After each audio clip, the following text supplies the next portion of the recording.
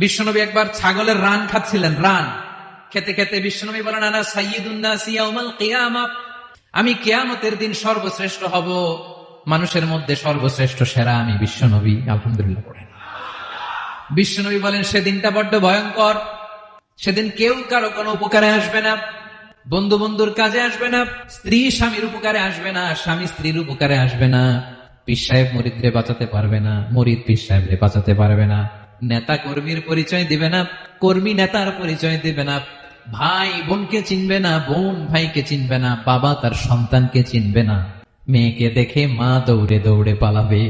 বড্ড ভয়ঙ্কর দিন। বিশ্বনবী বলবেন, জমিনটা এখনকার মতো থাকবে না, পুরো জমিনটা সমান হয়ে যাবে। এখন তো গোল, তখন ফ্ল্যাট। সবাই এক জমিনের উপরে দাঁড়াবে, সূর্যটা মাথার কাছে চলে আসবে, সূর্যের গরমে মানুষের মাথার মগজ গলে গলে কানের ছিদ্র নাকের ছিদ্র দিয়ে বেয়ে বেয়ে পড়বে।